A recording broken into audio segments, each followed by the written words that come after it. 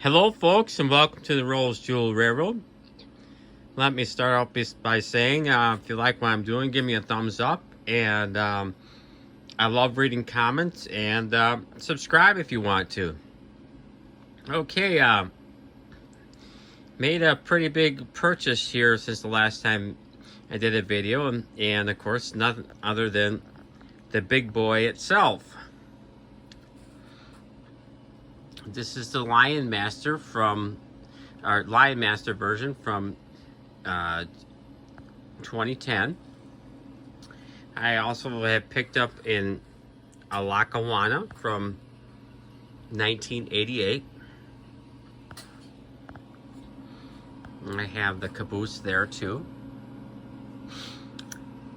And I also added another Z4000 transformer. But let me get the big boy going here.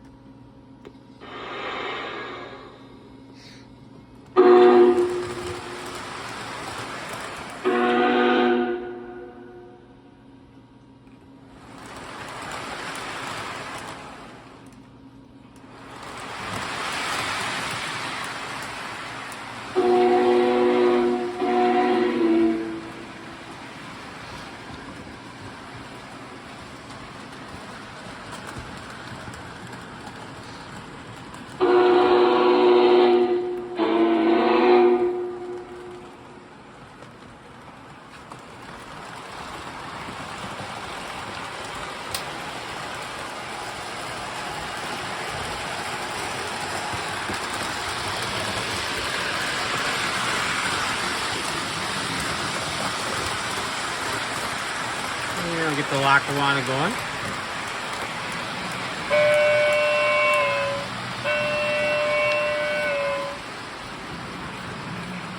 As you can hear, it's got the sound of steam.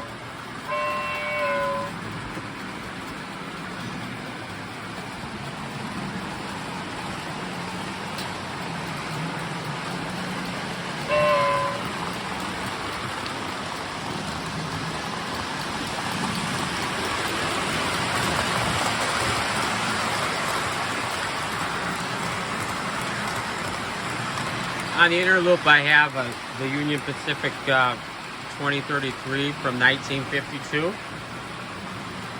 I have already did a video on this. The whole reason it's running tonight is because it's a little bit of a Union Pacific night, at least on the inner and outer loop. So I thought I'd throw Union Pacific out there.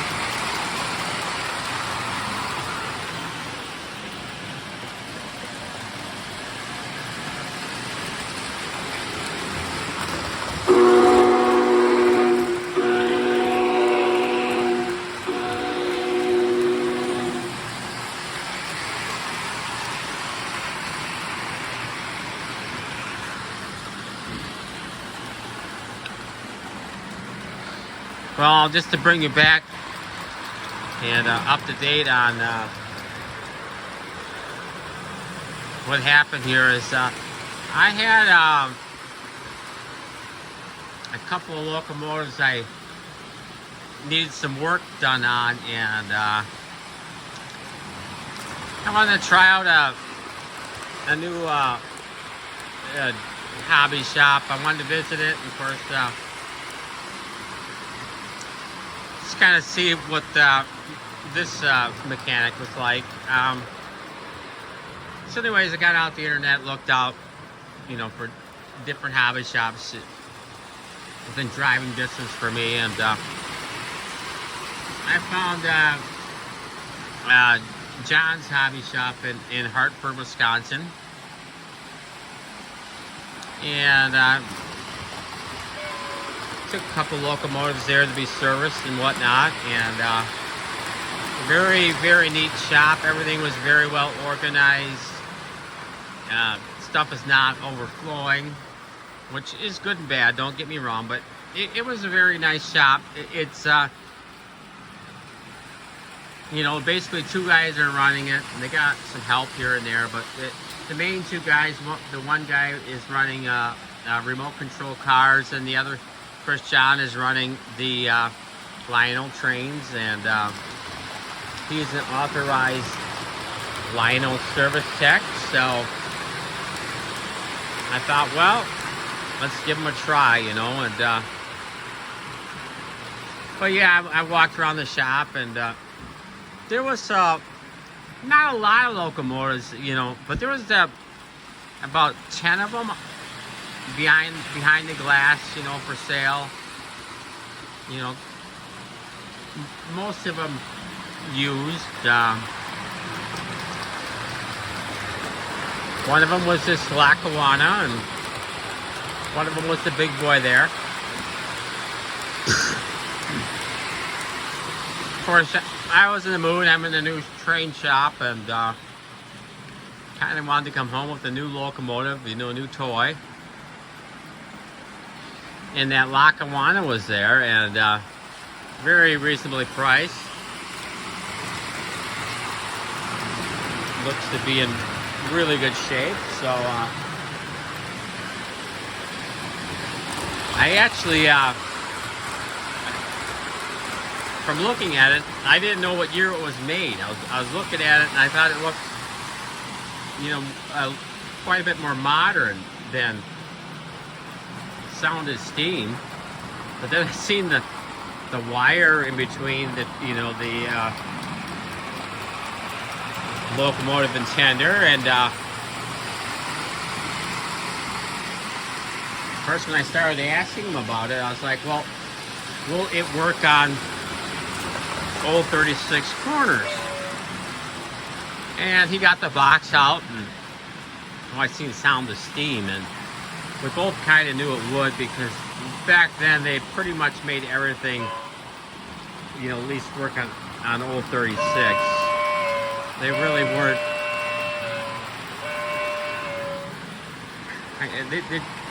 They weren't selling to the old 72 guys yet, you know. So, anyways, I bought it. Got it home. Worked real nice. I really like it.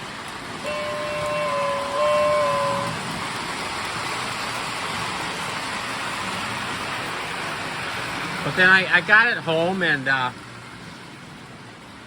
took a picture of everything underneath the glass, and I remember I was looking at that Lion Master Big Boy, and just a week or two before I bought this, I was watching Mike on the Datafied channel, and he was showing off, you know, all his stuff, you know, and whatnot. And I knew he was a small corner guy like me, but I was impressed he had a fair amount of articulated steam, and I was like, wow, where did that come from, you know?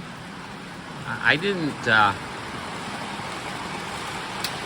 have any idea where that stuff was coming from, and he told me that in the comments that no, it's, you know, because I thought it was MTH stuff, and he said no, it's Lion Masters, and Lion Master had made this stuff in the past, you know, and he was basically saying it was kind of underrated, he thought. Just stop this a second. I got some, must have got a little bit of smoke fluid all the way back there somehow. But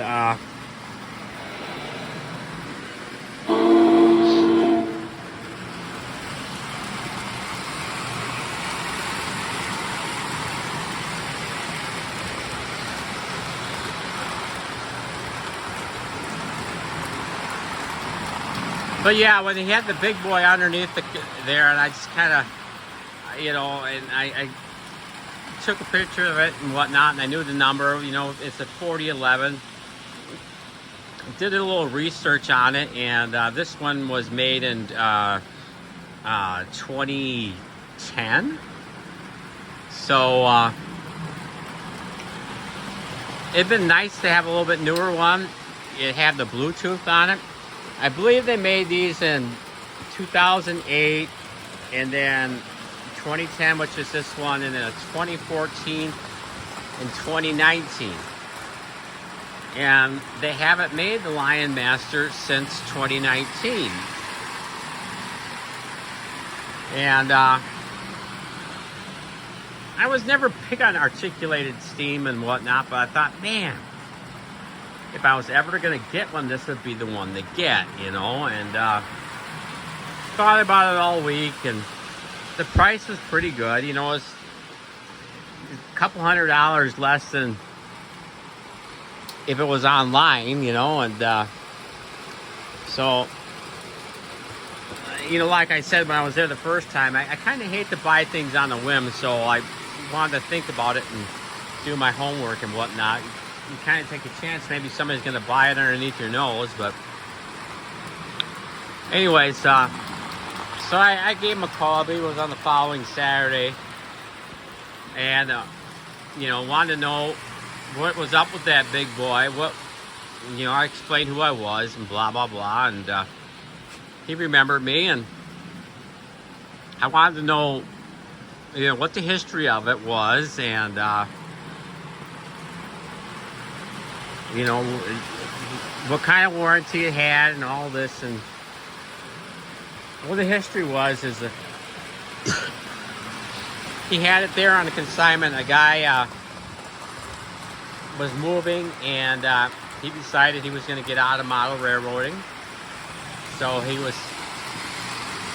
least had this one there under consignment, and works just fine, never had a problem. And I talked to John, and I says, well, you know, what kind of warranty comes with it, you know. And he said he'd give it 30 days.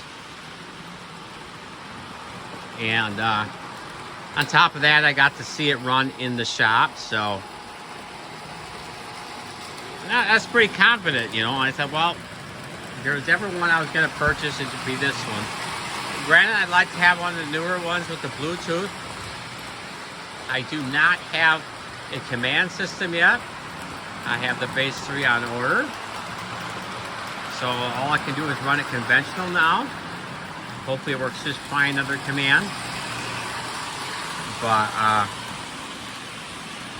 like I said, I thought if I was ever going to get a big boy, this would probably be the one. Who knows if Lionel's ever going to make them to go on old 36 curves again, you know. So I pulled the trigger and I bought it.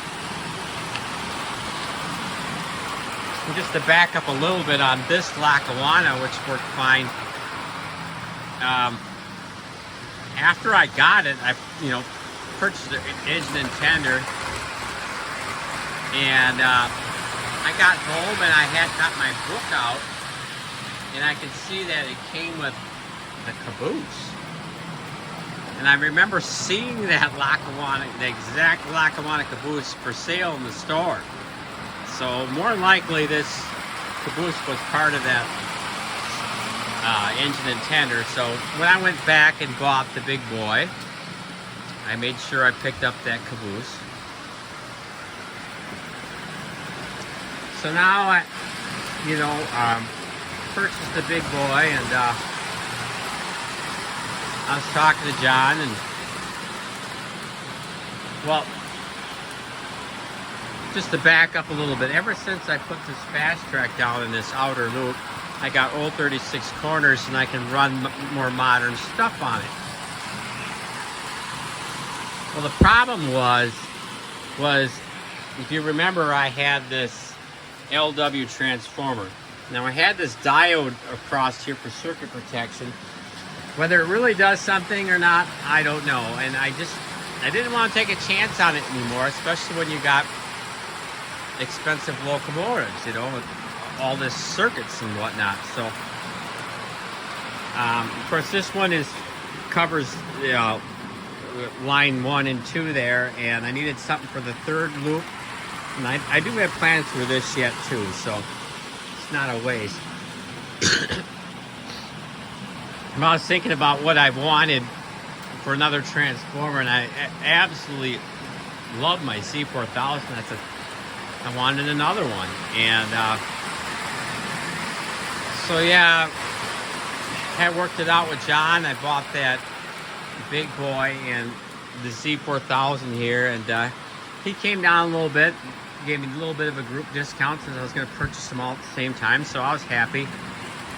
I did buy this first one on eBay originally, second hand. I got it for about half the price a few years back, but I thought, man, I got lucky with one and it works great. What's the, my chances of buying a second one and it works great? I don't know. So I just kind of thought, well, let's just do it right and get a new one. Okay, if I can endorse these a little bit. What I love about these is you've got this voltage real clear. Even for a guy like me that's got to wear reading glasses all the time, you can see it really clear. Now each one of these have got the horn, the bell, the direction, and this is for programming here. We got an off and on switch here. In the back, you've got your circuit protection for each track loop. And you've got a fixed voltage for your accessories. You've got a 14 and a 10,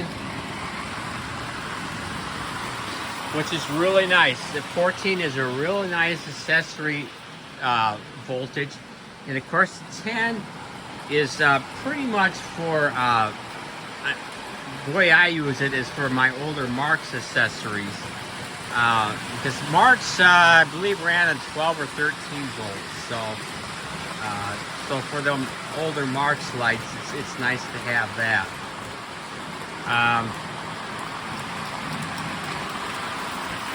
Now what I like about this, now when I first bought this first one, I considered the ZWL, because actually I was kind of trying to stay Lionel, and did my research on some of the older circuit protection Lionel stuff, and it kind of looks like the only one that gets reliable and robust is the ZWL. Now the ZWL is, well, I'm not gonna. This is probably, it's about 2/3 the price, versus half the price. But I think you're getting a real good bang for your buck with the ZW4000. Of course, the big thing that scared me about the ZWL was the price, and of course they've got that track voltage up here, the 3 little amp meters. It looks pretty cool and whatnot, but I don't know. I read these a lot, and I just don't know if I can see it on the ZWL. Now this is just a ZW. This is a ZWL, but of course they've got the meters up there. Now what that ZWL uses, it's just like this ZW. It can control 4 track outputs, but if you ask me, these inner ones aren't real handy to get to. So I really consider them 2. And these, probably more or less for accessories and whatnot. But personally, I like the idea that this one is set.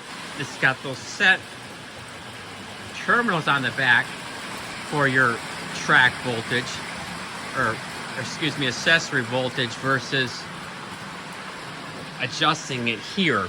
So I'd be worried about bumping this, but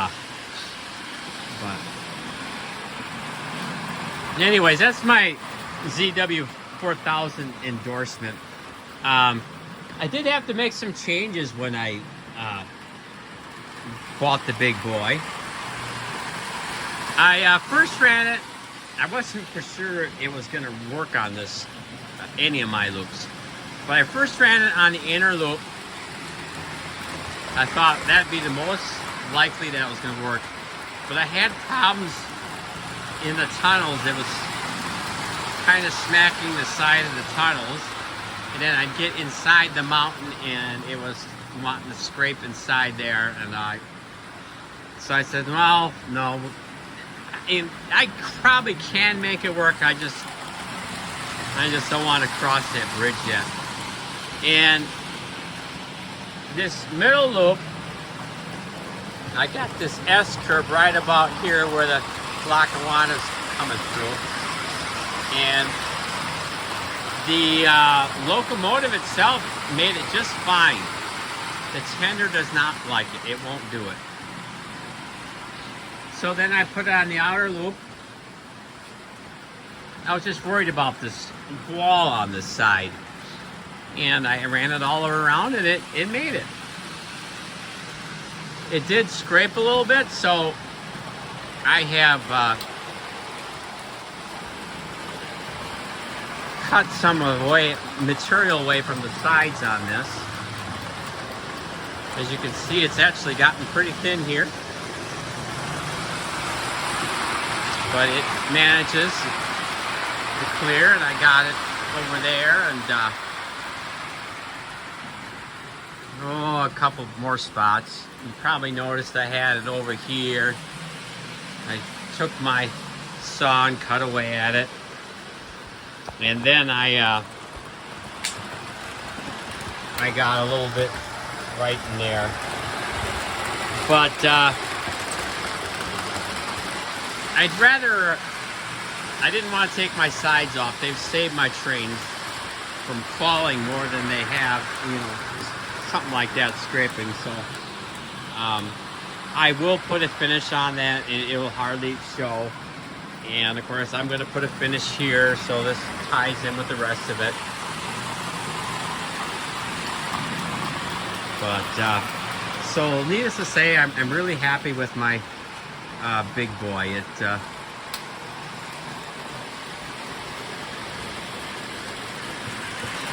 been a lot of fun.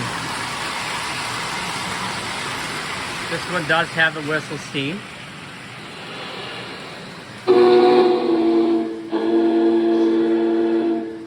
Looks like I could use a little more smoke fluid. There it is.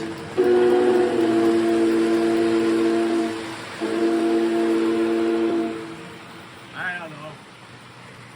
Everybody else on YouTube does that, and I kind of like it, whatever, but I guess when you own it yourself, it makes it a little bit more neat to see.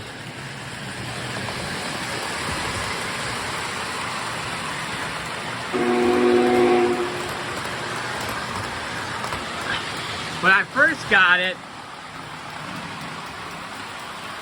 every time I went over a switch, the bell would go off. Like that, And sometimes it hit the next switch and the bell would turn back off, and just seemed to be going off all the time. Drove me nuts. I really don't like the bell. And I thought, wow, geez, it'd make a big difference when I get the base 3 and I can actually turn that off. But just the other day I got to looking underneath it, and one of the pickups underneath the tender, the spring had come loose, and the pickup was just flopping around in there. So that's all it was. So put that back in place. This does have rail sounds, the chuff chuff, and quite frankly, for me, it's just too noisy. I don't know. It's a whole lot of chuffing. I guess I'd rather it was wasn't quite so much. I probably should have had it on for this video so you could hear it, but I don't know. I have a hard enough time talking over it anyway, so.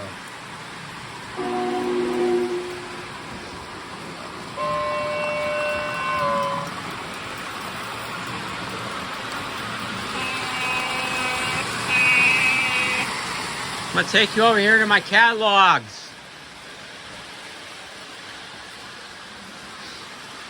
This is a 1952 catalog. This is my 2033.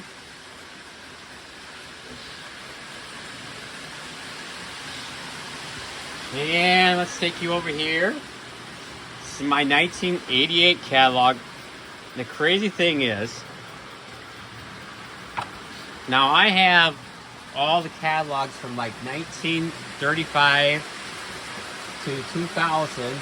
From 2000 to the present day, it's kind of scattered. I try to at least get the ones of the trains I got. But 1988 was one of the days years I was missing.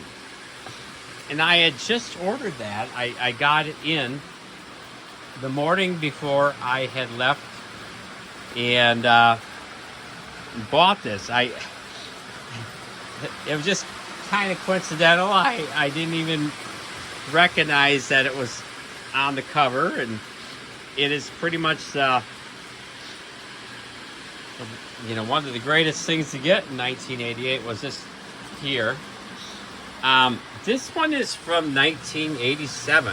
I was gonna 87 catalog, and this is on the cover too. It's a little bit different. Got a Rock Island, a little bit different number, 5100 versus 5101. But I thought it was kind of funny that they pretty much reused the tooling. But yeah, this is the first week I went to the hobby shop, I bought just these two, and then when I got back home and I looked at this catalog, I seen that, and I remembered it was there. So next week when I went back and bought the big boy and the C4000, I made sure I remembered to pick up that. Here's my big boy. I'm not going to go over everything that's in there. I'm trying to do this one-handed here. But that's my 4011.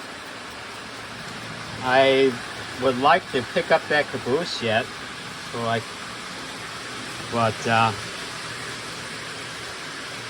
Yeah, there it is. It's a little bit of endorsement here. This is the new hobby shop I visited in Hartford, Wisconsin, John's Hobbies. So, yeah. So hopefully I can brag about its good service. I can't yet. I can say that, these two work reasonably well. So happy that way.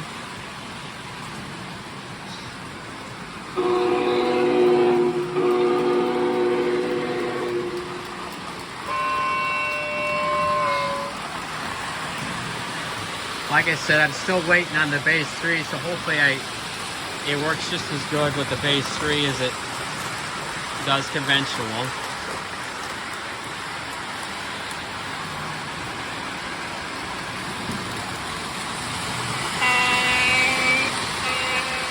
Gotta love that post-war D-cell battery horn. It's kind of the evolution here, isn't it? I got 1952, 1988, and this big boy from 2010. So.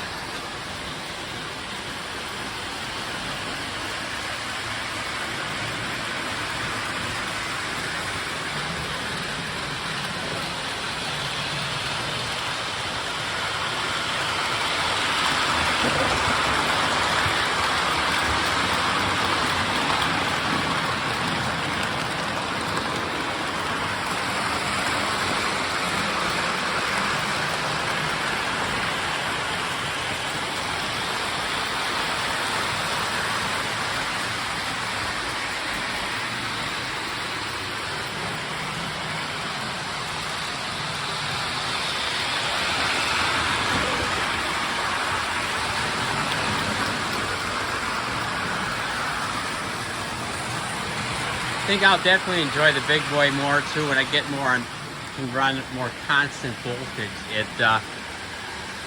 It does suck quite a bit of power.